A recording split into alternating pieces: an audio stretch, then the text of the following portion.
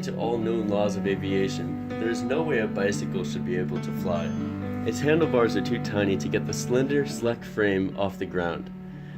The bike, of course, flies anyway, because bikes don't care what humans think is possible. I'm going to tell you a story of how my bike became airborne, and of a unique adventure on the road. On a toasty August 3rd, there wasn't a cloud to be seen. The gentle hums of large fans filled the fields as lengths of nylon unraveled and bloated like overeating snakes. One by one, the colorful envelopes of air rose slowly to vertical positions.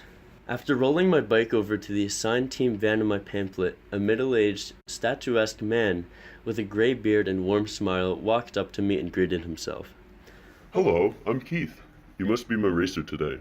Keith had 37 years of flying experience and was known to be one of the most skilled and successful balloon pilots in this competition, finding the right altitude where air was flowing the fastest.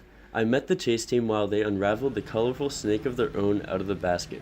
Doug, the director of the team, hoisted the fan out of the back of the van and set it at the small opening of the envelope and flicked on the power switch. The blades whirred to life, sending the first ripple of air down the nylon envelope. As our balloon grew like a giant berry, Keith motioned for me by the side of the team van. Here's what's going to happen today.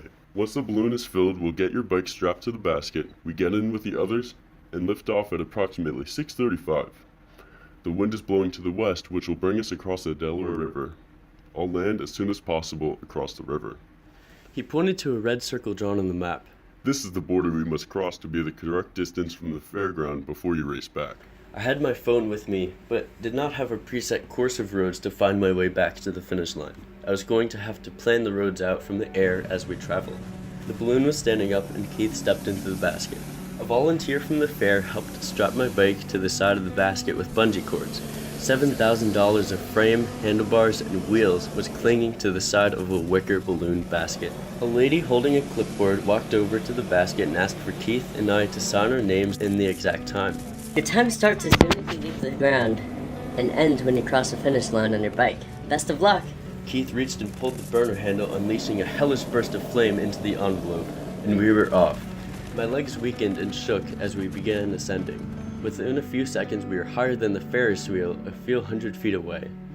I regained my stability and peered over the side of the basket and watched as people turned to the size of ants and cars became toys. A light glinted from the west.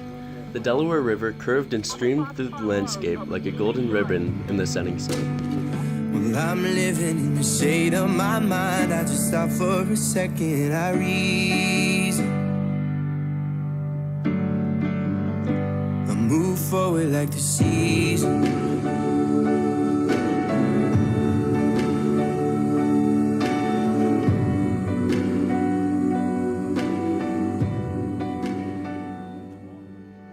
Changing wind settled to a steady westward blow, setting us on the planned course towards the river.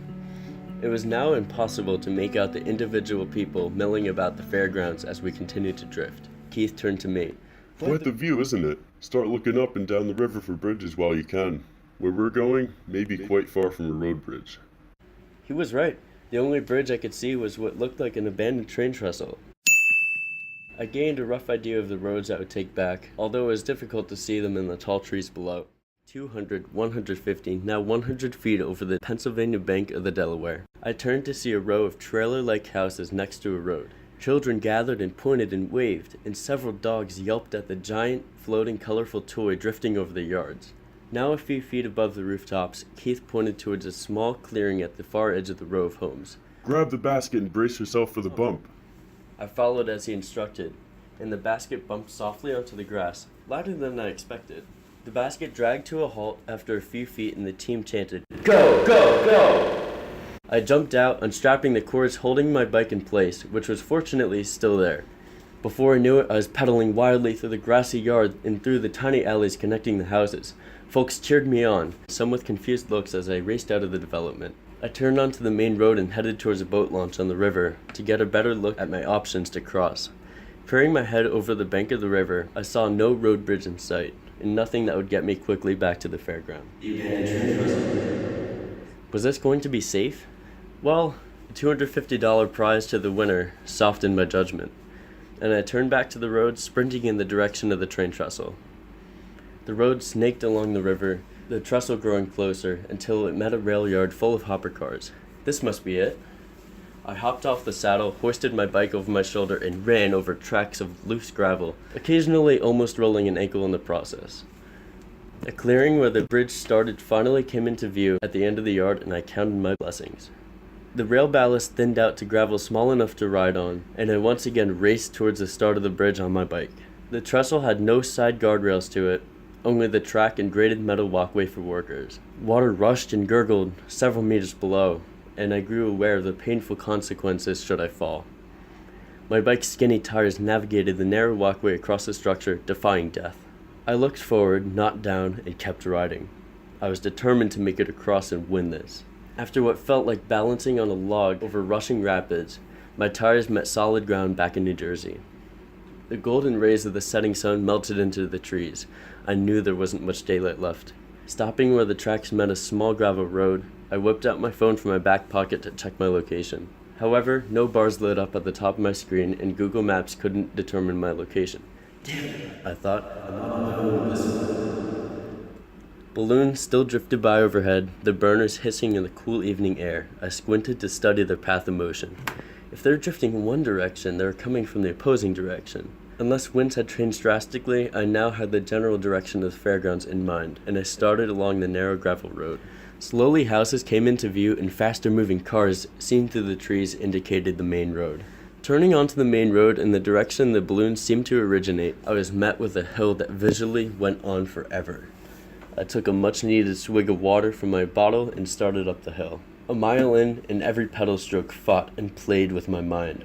This has to be somewhere. Push. One eternity later, the climb leveled out, and before me, a view of the entire fairground. Rides, tractors, and people moving around had never been such a beautiful sight to the weary eye. It was all downhill from here, literally but not figuratively. Despite my legs wishing to murder me, I mashed on the pedals down the other side of the newly conquered slope. The finish line was located at the intersection of the two parking lots and a small residential road that led into the fairgrounds. Rounding the last corner into that tiny straight, an official holding a stopwatch came into view. A gradual uphill to the mark was just icing on the cake for my legs at this point. Fight! I sailed across the line. With a little bit of resourcefulness and risk-taking, I found my way to my destination after previously having no idea where I was. Well, I'm living in the state of my mind. I just stop for a second, I reason. I move forward like the season.